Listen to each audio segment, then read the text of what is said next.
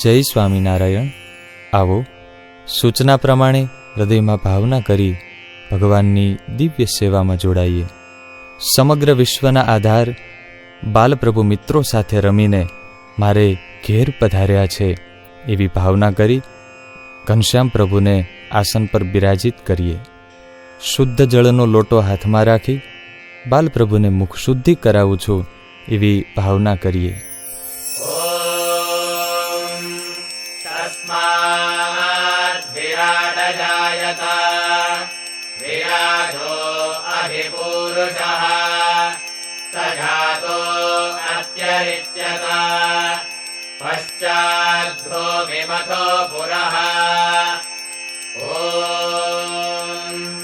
સર્વલોકમહેશ્વરાય શ્રી સ્વામિનારાયણાય નમઃ.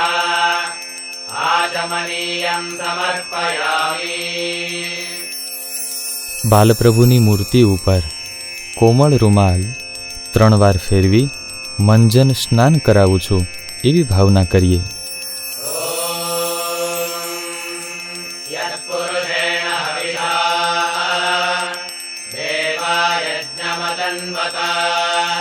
વદન્તો અસ્યાસીદાજ્યં ગ્રીષ્મ ઇદ્ભશરદ્ભવિઃ.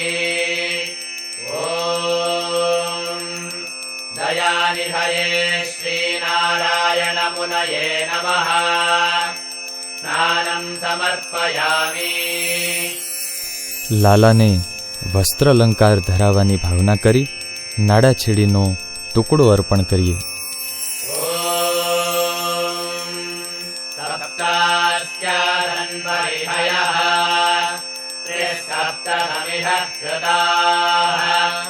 દેવાય જન્તન્વાનાઃ અવધ્ધન પુરુષં પશું.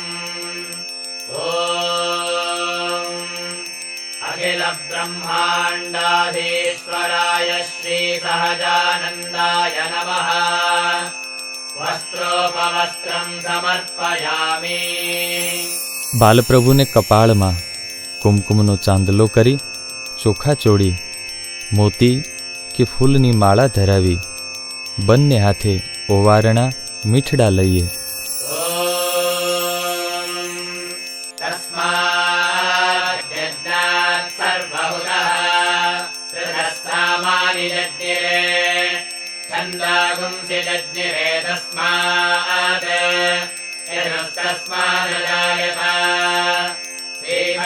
ચંદનં દિવ્યં ગંધાઢ્યં સુમનોહરં ભગવન્ સહજાનંદ ગૃહીત્વા ત્વં પ્રસીદ મે. ઓમ સર્વાવતારિણે શ્રી સ્વામિનારાયણાય નમઃ. ચંદનં સમર્પયામિ. ભગવાનના દિવ્ય મહાપ્રતાપી 108 નામથી પૂજન કરીએ. નમઃ શબ્દ બોલાય ત્યારે તુલસી, ફૂલ પાંખડી કે ચોખા લાલાના ચરણોમાં અર્પણ કરતા જઈએ. ઓમ અવતારિણે શ્રી સ્વામિનારાયણાય નમઃ. ઓમ શ્રી કૃષ્ણાય નમઃ. ઓમ શ્રી વાસુદેવાય નમઃ. ઓમ નરનારાયણાય નમઃ. ઓમ પ્રભવે નમઃ. ઓમ ભક્તિધર્માત્મજાય નમઃ. ઓમ અજન્મને નમઃ. ઓમ કૃષ્ણાય નમઃ. ઓમ નારાયણાય નમઃ. ઓમ હરયે નમઃ. ઓમ હરિકૃષ્ણાય નમઃ. ઓમ ઘનશ્યામાય નમઃ. ઓમ ધાર્મિકાય નમઃ. ઓમ ભક્તિનંદનાય નમઃ. ઓમ બૃહદ્વ્રતધરાય નમઃ. ઓમ શુદ્ધાય નમઃ. ઓમ રાધાકૃષ્ણેશ્વરૈવતાય નમઃ. ઓમ મરુત્સુતપ્રિયાય નમઃ. ઓમ કાલિભૈરવાદ્યતિભીષણાય નમઃ. ઓમ જીતેન્દ્રિયાય નમઃ. ઓમ જીતાહારાય નમઃ. ઓમ તીવ્રવૈરાગ્યાય નમઃ. ઓમ આસ્તિકાય નમઃ. ઓમ યોગેશ્વરાય નમઃ. ઓમ યોગકલાપ્રવૃત્તયે નમઃ. ઓમ અતિધૈર્યવતે નમઃ. ॐ ज्ञानिने नमः। ॐ परमहंसाय नमः। ॐ तीर्थकृते नमः। ॐ तीर्थिकार्चिताय नमः। ॐ क्षमानिधये नमः। ॐ सदोन्निद्राय नमः। ॐ ध्याननिष्ठाय नमः। ॐ तपःप्रियाय नमः। ॐ सिद्धेश्वराय नमः। ॐ स्वतन्त्राय नमः। ॐ ब्रह्मविद्याप्रवर्तकाय नमः। ॐ पाषण्डोच्छेदनपटवे नमः। ॐ स्वस्वरूपाचलस्थितये नमः। ॐ प्रशान्तमूर्तये नमः। ॐ निर्दोषाय नमः। ॐ असुरगुर्वादिमोहनाय नमः। ॐ अतिकारुण्यनयनाय नमः। ॐ उद्धवाध्वप्रवर्तकाय नमः। ॐ महाव्रताय नमः। ॐ साधुशीलाय नमः। ॐ साधुविप्रपूजकाय नमः। ॐ अहिंसयज्ञप्रस्तोत्रे नमः। ॐ साकारब्रह्मवर्णनाय नमः। ॐ स्वामिनारायणाय नमः। ॐ स्वामिने नमः। ॐ कालदोषनिवारकाय नमः। ॐ सच्छास्त्रव्यसनाय नमः। ॐ सद्यः समाधिस्थितिकारकाय नमः। ॐ कृष्णार्चास्थापनकराय नमः। ॐ कौलद्विषे नमः। ॐ कलितारकाय नमः। ॐ प्रकाशरूपाय नमः। ॐ निर्दम्भाय नमः। ॐ सर्वजीवहितावहाय नमः। ॐ भक्तिसम्पोषकाय नमः। ॐ वाग्मिने नमः। ॐ चतुर्वर्गफलप्रदाय नमः। ॐ निर्मत्सराय नमः। ॐ भक्तवर्मणे नमः। ॐ बुद्धिदात्रे नमः। ॐ अतिपावनाय नमः। ॐ अबुद्धिहृते नमः। ॐ ब्रह्मधामदर्शकाय नमः। ॐ अपराजिताय नमः। ॐ आसमुद्रान्तसत्कीर्तये नमः। ॐ श्रितसंस्कृतिमोचनाय नमः। ॐ उदाराय नमः। ॐ सहजानन्दाय नमः। ॐ साध्वीधर्मप्रवर्तकाय नमः। ॐ कन्दर्पदर्पदलनाय नमः। ॐ वैष्णवक्रतुकारकाय नमः। ॐ पञ्चायतनसन्मानाय नमः। ॐ नैष्ठिकव्रतपोषकाय नमः। ॐ प्रगल्भाय नमः। ॐ निःस्पृहाय नमः। ॐ सत्यप्रतिज्ञाय नमः। ॐ भक्तवत्सलाय नमः। ॐ अरोषणाय नमः। ॐ दीर्घदर्शिने नमः। ॐ षडुर्मिविजयक्षमाय नमः। ॐ निरहङ्कृतये नमः। ॐ अद्रोहाय नमः। ॐ ऋजवे नमः। ॐ सर्वोपकारकाय नमः। ॐ नियामकाय नमः। ॐ उपशमस्थितये नमः। ॐ विनयवते नमः। ॐ गुरवे नमः। ॐ अजातवैरिणे नमः। ॐ निर्लोभाय नमः। ॐ महापुरुषाय नमः। ॐ आत्मदाय नमः। ॐ अखण्डितार्षमर्यादाय नमः। ॐ व्याससिद्धान्तबोधकाय नमः। ॐ मनोनिग्रहयुक्तिज्ञाय नमः। ॐ यमदूतविमोचकाय नमः। ॐ पूर्णकामाय नमः। ॐ सत्यवादिने नमः। ॐ गुणग्राहिणे नमः। ॐ गतस्मयाय नमः। ॐ सदाचारप्रियतराय नमः। ॐ पुण्यश्रवणकीर्तनाय नमः। ॐ सर्वमङ्गलसद्रूपनानागुणविचेष्टिताय नमः। ॐ अवतारिणे श्रीस्वामिनारायणाय नमः। સ્વાદિષ્ટ મધુરો બાલ ભોગ ઘનશ્યામ લાલાને જમાડું છું એવી ભાવના કરી દૂધ, માખણ મિશ્રી અથવા મિષ્ટાન્નનો થાળ પ્રભુને અર્પણ કરીએ. શ્રી ઘનશ્યામ મનોહર મુજને પ્રાણ થકી છો પ્યારા રે. જમો જમો ને ભોજન બહુ ભાતે જુગતે જીવન મારા રે. શ્રી ઘનશ્યામ મનોહર મુજને પ્રાણ થકી છો પ્યારા રે.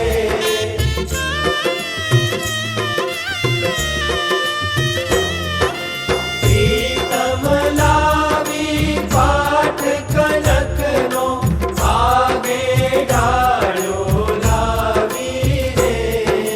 પાક શાક પકવાને પૂરી થાળ ધર્યો છે લાવી રે.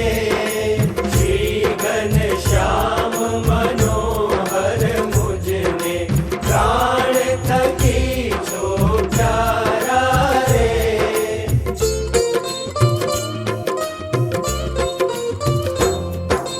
દળિયા તળિયા ગમતા ભોજન ધ્રુત ખાંડ સુખકારી રે.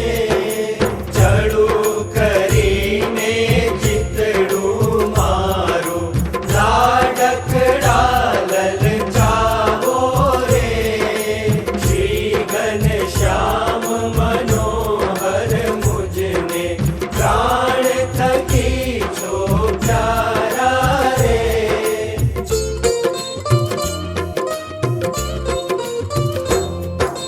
જાયફળને જાવંત્રી કાતો ચૂનો લવિંગ સોપારી રે. પૂર્ણાનંદ કહે પાન બીડી ધમ અર્થે સુધારી રે. શ્રી ઘનશ્યામ મનોહર મુજને પ્રાણ થકી છો પ્યારા રે. જમો જમો ને ભોજન બહુ ભાતે જુગતે જીવન મારા રે. શ્રી ઘનશ્યામ મનોહર મુજને પ્રાણ થકી છો પ્યારા રે. શ્રી ઘનશ્યામ મનોહર મુજને પ્રાણ થકી છો પ્યારા રે. આરતી પ્રગટાવી સાથે મળીને ભગવાનની દિવ્ય આરતી કરીએ.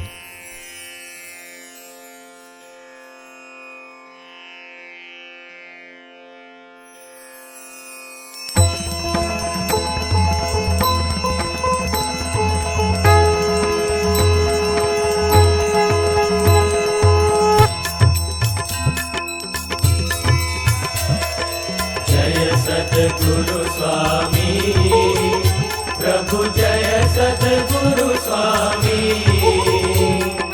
સહજાનંદ દયાળુ સહજાનંદ દયાળુ બળવંત બહુ નામી. પ્રભુ જય સદગુરુ સ્વામી. ચરણ સરોજ તમારા વંદુ કર જોડી પ્રભુ વંદુ કર જોડી. ચરણે શીશ દયાથી ચરણે શીશ દયાથી દુઃખ નાખ્યા તોડી. પ્રભુ જય સદગુરુ સ્વામી. નારાયણ નર ભ્રાતા દ્વિજ કુળ તનુધારી પ્રભુ દ્વિજ કુળ તનુધારી. પામર પતિત ઉધાર્યા પામર પતિત ઉધાર્યા અગણિત નર નારી. પ્રભુ જય સદગુરુ સ્વામી. નિત્ય નિત્ય નોતમ લીલા કરતા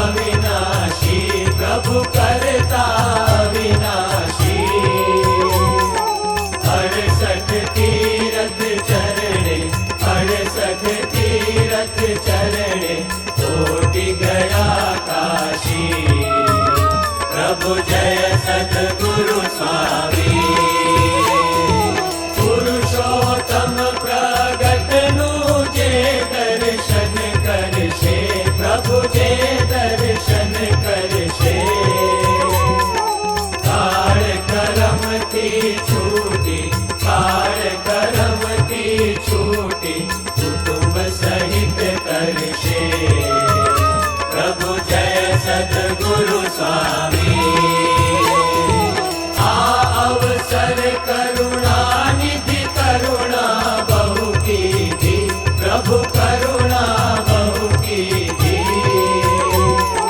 मुक्तानंद कहे मुक्ति, मुक्तानंद कहे मुक्ति, सुगम करी सिद्धि। प्रभु जय सद्गुरु स्वामी। जय सद्गुरु स्वामी। प्रभु जय सद्गुरु स्वामी। सहजानंद दयाळु, सहजानंद दयाळु, बलवंत बहुनावी। प्रभु जय सद्गुरु स्वामी। બે હાથ જોડી રાખી પ્રાર્થના કરીએ, હે પ્રભુ, અમારા સૌનું સર્વ પ્રકારે મંગલ વિસ્તારજો. त्वमेव माता च पिता त्वमेव, त्वमेव बन्धुश्च सखा त्वमेव, त्वमेव विद्या द्रविणं त्वमेव, त्वमेव सर्वं मम देव देव। હૈયાના હિંડોળે ઘનશ્યામ પ્રભુ બિરાજિત છે. માં ભક્તિની જેમ હું લાલાને પ્રેમથી ઝુલાવું છું. ઝુલાનું ગાન કરતા પારણીએ ઝુલાવીએ.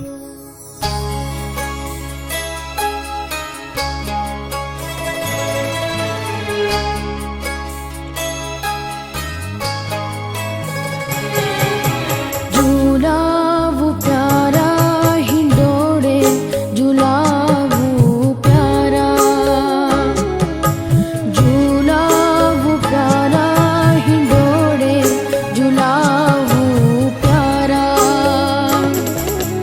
झूलावू हरिवर, झूलावू हरिवर, झूलावू हरिवर, झूलावू हरिवर, झूलावू प्यारा हिंडोड़े, झूलावू प्यारा।